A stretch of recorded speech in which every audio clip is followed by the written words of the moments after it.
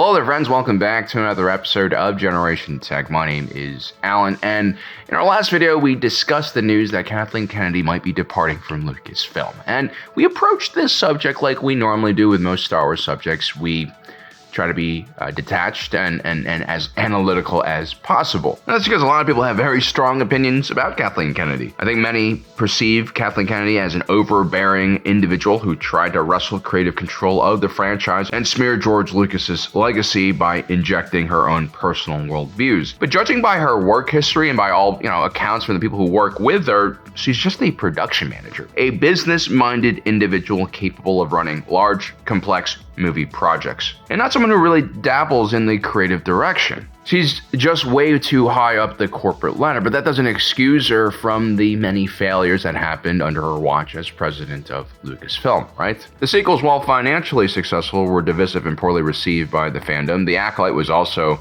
received kind of poorly by a lot of the fandom, and it also financially underperformed. I'd also say that Kenobi and Book of Boba Fett were two of the weaker entries in the Disney streaming era as well. But if we're going to blame Kathleen Kennedy for those failures, we also have to blame her for the successes, or at least attribute the successes of shows like Tony Gilroy's Andor, The Mandalorian, Skeleton Crew, The Bad Batch, the 7th season of The Clone Wars, Tales of the Jedi and Sith. It's almost as if she got more things right than she got wrong. And, why do we perceive her in such a negative way? Well, I think that's human psychology. Like in investing, there's a term called loss aversion. Basically, our brains are wired to kind of weigh losses and negative things much more heavily than any successes we might have or enjoy.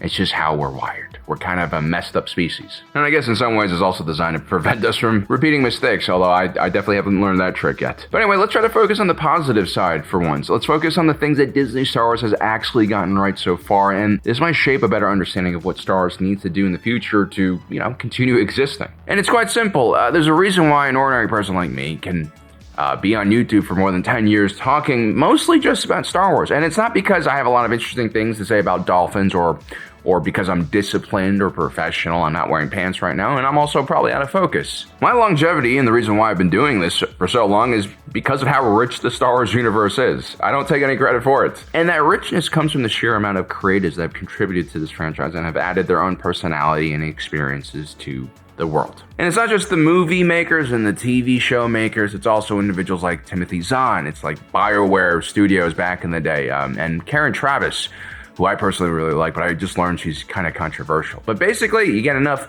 talented, creative, and passionate people to spin in a cup and a civilization will appear in it, or something poetic like that. I talk a lot about this in my videos, how truly amazing and unique the Star Wars galaxy is. My dream, as unrealistic as it might seem, is to visit the Star Wars galaxy one day, to meet all of the exotic cultures, eat all of the exotic animals and creatures. There's so many things I want to eat. I gotta stop making these when I'm hungry. And I've always wanted to see Coruscant and spend, just days getting lost in the underworld. That is why I truly feel blessed, and you probably sense the passion when I make these deep dives into very random and intricate small little details about the lore. I find myself constantly being overwhelmed by just the amount of content there is, even now, when there is literally no content coming out of Disney streaming. This is why a lot of people might perceive me as a calm creator who doesn't get angry when Disney gets the stories wrong. Like, you'll never see me post a rant about why I hate this creator or this writer or this actor because they did X, Y, and Z.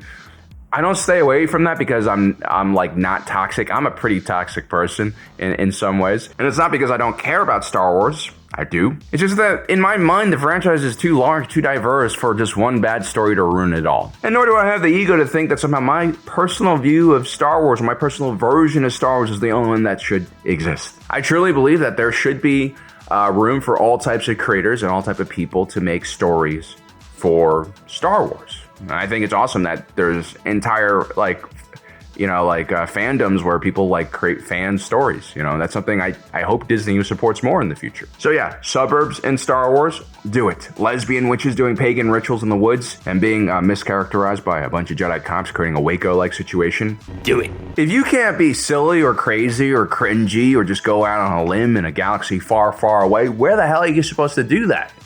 Where? And that's what the Star Wars universe has always been. This franchise literally has subgenres within itself, like the zombie zombie Star Wars subgenre, which is showcased in Death Troopers and Red Harvest, two very cool and excellent books I highly recommend. We also have military dramas like Rogue One, Twilight Company, Alphabet Squadron. We even have sibling love dramas in the original trilogy. We have heist films like Solo, we have political thrillers like Andor, and so on. There are very few franchises in the world that is capable of absorbing so many different creators and so many different ideas. And honestly, if you're alive for the expanded universe days, it was even crazier back then. It's just only back then people kind of just moved on if they didn't like something, you know, it was okay. And also like very negative and, you know, hurt people just didn't have the microphone to be so freaking loud. And it's really this wonderful world that Disney brought from Lucasfilm. It's not just a franchise. And for $4 billion, let's be honest, in the right hands, it's a complete bargain. Because it's been proven in the last decade that Disney can make excellent Star Wars content. But I feel like they need to set some ground rules so that they can avoid the big disasters and the things that don't work. First, we need creators who are auteurs. What is an auteur? It's a fancy smancy word for a director who maintains the majority of the artistic control over a project. When you take your phone and you piece together that small little edit and you add music and you add your own, you know, filters and stuff, you're an auteur. There's no one else telling you how to do things, and the style of that video is uniquely you. When you enter the professional production world, the scope of projects is often so large and complex that being a true auteur is quite difficult. I mean, there's a reason why I've kept this channel relatively small, just me and my editor, Congo. It's because I like to have control. I like to be able to say crazy things on my mind that I think most people with producers wouldn't allow them to say. Like, I could just say poop, and no one's gonna yell at me. Except maybe my wife, but yeah. But when so much money is on the line, like in a Disney production, when so many things need to be done, a creator has to delegate, they have to share responsibility, and that oftentimes dilutes their artistic vision. And sometimes movies become so diluted that they kind of feel like they're made by a committee, which leaves the story feeling relatively bland and generic with none of the personality and eccentricity you normally see in an auteur film. Take Wes Anderson, for example. He's one of the best examples of an auteur in modern cinema. Everything from his dialogue, pacing, to how he frames and color grades a shot is strange and very uniquely him. The beauty of an auteur is that they speak from the heart. They speak to a truth that is very uniquely them. And so despite all their flaws, despite all the weird things that they might do, we generally as audiences accept them if they have a meaningful story to tell. In our last video, we talked about how George Lucas self-funded the prequel trilogy, which was very different from the original trilogy, which was funded by the studios and involved directors like Irvin Kershner. I actually think the original trilogy, from like a technical point of view, was much more solid and well put together than the prequels were. But the prequels were actually really unique and ambitious in the way only an auteur film can be. In the prequels, we have all of this horrible dialogue scenes, questionable storylines, and poor acting, but we also have this amazing world building that is almost a little bit excessive at times, and we also have this thrilling political drama that brings so much to lore nerds like me. But let's be honest, if Lucas had proposed this script to a actual Hollywood studio or to Disney, they would have been like, you want to do what? You want to take the franchise with laser swords and big flashy space battles and have an entire film centered around the erosion of democratic institutions and the dangers of fear-based populism? 9 out of 10 times, even George Lucas fails to secure funding for a very radical, or I guess seemingly unprofitable idea. And that is the problem when you have too many money managers, too many financiers, too many corporate executives in charge of what gets made. People like this, and Kathleen Kennedy actually is in this group. They kind of boil things down to numbers, and they generally really don't like risks. And that's what happens with The Force Awakens, by the way. This is one of the less talked about reasons why Hollywood is failing right now, and it's because you cannot get funding for a movie unless it is tied to an IP with a bunch of fans to it. And so all we see are remakes, sequels, prequels. I mean, it's a joke. A few years back, they literally made a Battleship movie, like Battleship the board game. And surprise, it had nothing to do with the board game at all. It was all about like aliens and stuff.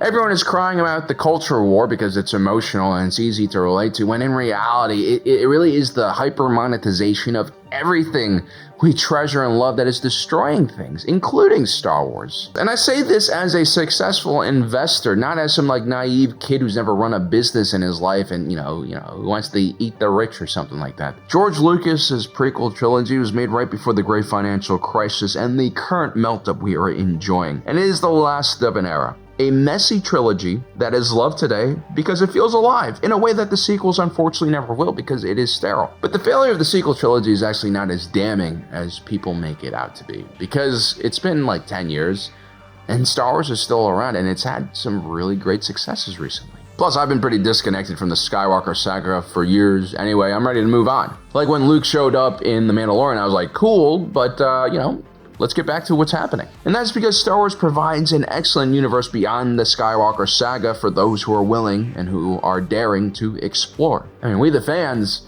we don't really want rehashes of the original trilogies. We don't want the same themes and stories being discovered. We want new things to see. But for Star Wars to survive, we do need auteurs, people with a strong personal vision, with immense talent that can show us another side of the Star Wars galaxy. Tony Gilroy's Andor was received with a lot of praise from the fandom, and that's because he treats Star Wars universe like a real place. Here it creates characters whose actions are informed by past trauma and experiences. He takes ordinary people, puts them into extraordinary positions and moments in Star Wars history. He inspires the viewers to see themselves in the characters, to think more deeply about one's relationship with their government and society, and I think this is so valuable. In many ways, he continued what George Lucas started so many years ago, right? This original trilogy story was a guide for young people, a path for them to follow as they explore the world around them. And then you have Skeleton Crew, a fun and exciting adventure, very Amblin Entertainment-esque, which is fitting because Kathleen Kennedy actually created that studio. It's not exactly for the Andor audience, but that's fine, right? Again, the Star Wars galaxy is big enough for all types of fans. I, for one, can't wait to introduce my daughter to this series. She really likes boats, and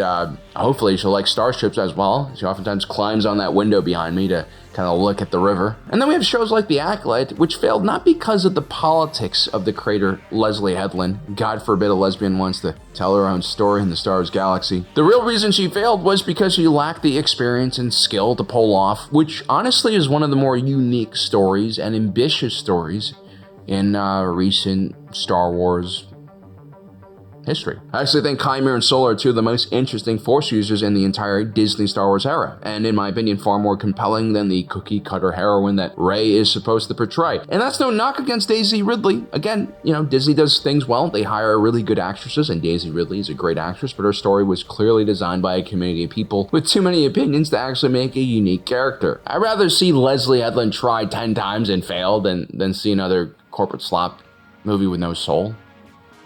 Both are not great, but yeah, if I had to choose. And I guarantee you The Acolyte will probably be remembered much more fondly once the current zeitgeist passes. And I really hope it does pass soon, because I'm so tired of this.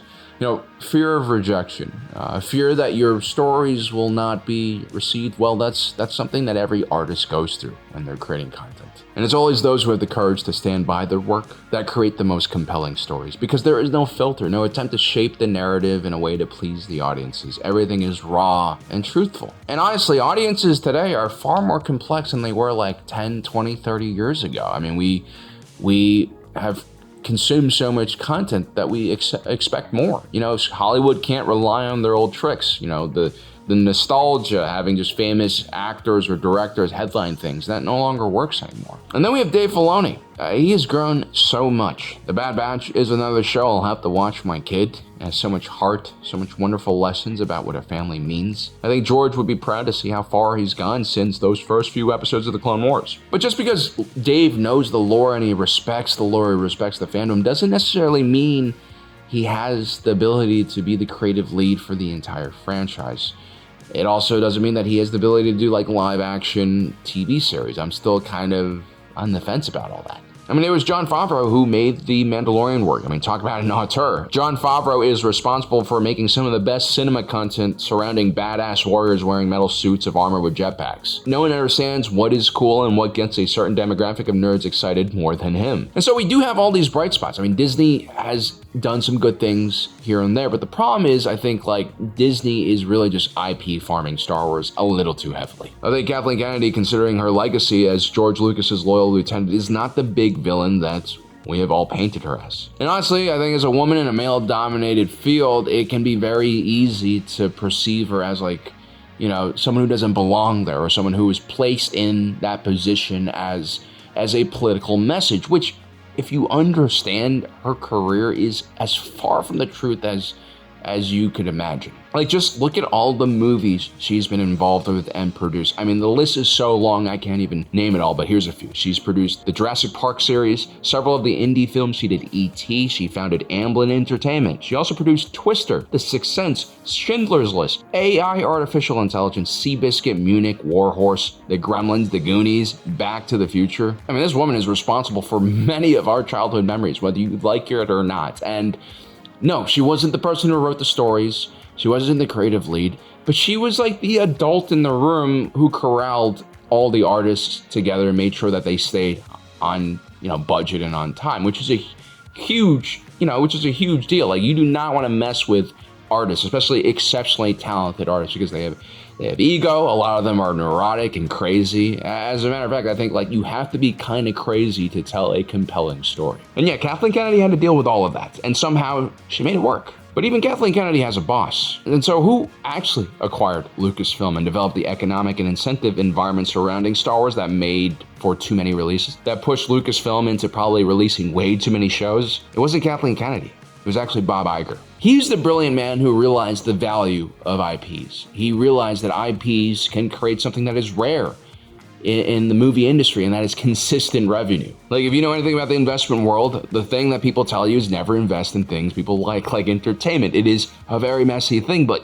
Bob Iger, he headlined the whole Marvel Phase 1 through 3, and that made crazy amounts of money. It was a worldwide phenomenon. But what happened afterwards? Well, they overdid it. Made too many subpar movies, or more importantly, people just kind of got burnt out. Disney is greedy. The shareholders are greedy. Bob Iger needs to make sure that the share prices of Disney gets high enough so he gets his massive $1 million bonuses. When George Lucas sold Star Wars and Lucasfilm to Disney, he thought that Kathleen Kennedy could preserve the independence of the studio from Disney, but she never was the right person to do it alone. George should have stayed on for a few years during the transition so that he could advocate and guard his own IP. He doesn't have to write the stories himself, but he can be the one who selects the writers, or at least outlines the broader ideas that he wanted to see come to screen. But let's be honest, I think Bob Iger didn't want that to happen. He wanted Disney to, kill the past, create something that was very much his. And in his rush, Disney's greatest sin during the Star Wars era was created. They didn't have a plan to outline the sequel trilogy before the first movie started production. Bob Iger was probably very eager to recreate the Marvel effect with this very expensive IP he just bought. And Kathleen Kennedy is not completely free of guilt here. I mean, she's in charge of Lucasfilm. She was supposed to protect the IP, and she failed. And, J.J. Abrams, he leaned too heavily on the mystery box approach for Force Awakens, and Rian Johnson, instead of embracing the clear segues that J.J. created for him, decided to kind of do his own thing, because he is a very talented individual. What was missing from the sequel trilogy was one singular viewpoint.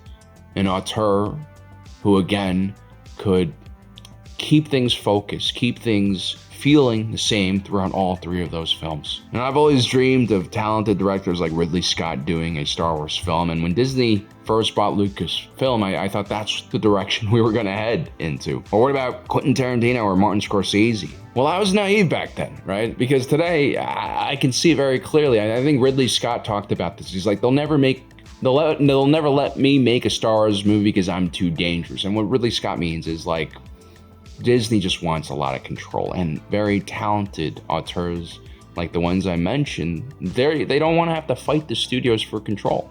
They want to be free to do their own things, or they're not going to make the movie. So now as I watch as traditional, TV studios and movie studios start to collapse and crumble because the business model no longer works, I'm kind of worried about Star Wars, because it is a legacy property. Dave Filoni, as a creative lead for Star Wars, presents a relatively weak advocate for the franchise. Filoni loves Star Wars, but he's not a corporate warrior. I don't see him as someone who's able to battle for his ideas properly. I can see him being drowned out pretty easily. And hearing about Bob Iger shooting down that Ben Solo film, which would have featured Steven Soderbergh at the helm, I'm even more dismayed. We could have had another auteur interpretation of the Star Wars galaxy, and I think that would have been a That would have been a great thing for the sequels, and maybe even rehabbed it a little bit. Criticize Kathleen Kennedy for her failures, but she did learn from her mistakes. And she stepped aside when she hired Tony Gilroy, when she understood that she could trust him to make an excellent TV show. And so instead of interfering with him, she protected him from studio outreach. I mean, Tony says it multiple times. And now think about it, it was Bob Iger who saw the transformation of Disney into the company it is today. The same company which now decides to charge middle-class families thousands of dollars to go to their parks and thousands for that stupid hotel experience that I think is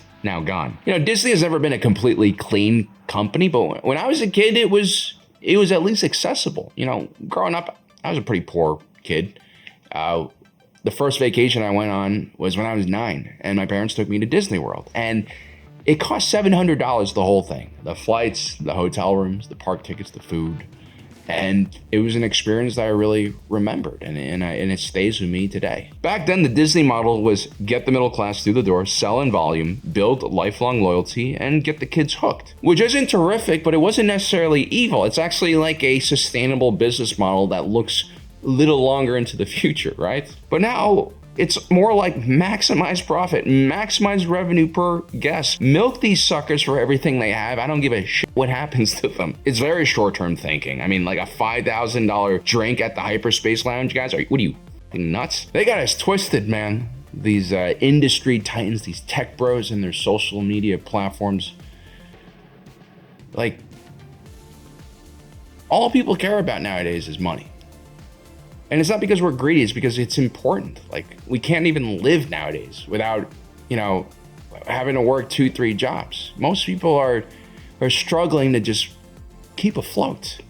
And you know what? We used to be a much more united society too. Like, we used to see each other in person. We used to disagree with each other, but not dehumanize each other, because you can't when you're talking to someone face to face. But now we're isolated at home, busy working all these stupid jobs for no reason and screaming at each other on the internet. While all the fat cats up there, they're consolidating power, they're monetizing hatred, they're using algorithms to trap us, make us addicted. We're not divided because we hate each other. Humanity at its core is decent. It wants to be together. It wants to be good. We're divided because division is super profitable. You know, all these YouTube channels that are focused on rage and hatred, I'm not saying you should go easy on them, but they're like victims in this to a certain degree too. They're trapped by the algorithm as well.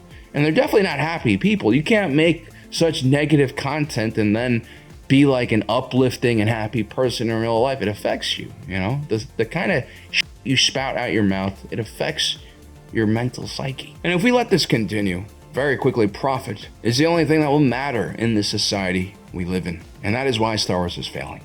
Not because of scary lesbian witches. It's not women executives or the minorities. It's not these groups of people with very little power in society. That's ridiculous. They can't hurt you, not like these corporations can, right? It's the greed. It's the runaway profiteering over every little aspect in our lives that is ruining everything, including our beloved Star Wars. Well, guys, I hope you enjoyed today's video. Don't forget to subscribe, hit that notification button down below so you don't miss out on the rest of our awesome content. As usual, my name is Alan, reminding you that my allegiance is to the Republic, to democracy. I'll see you next time.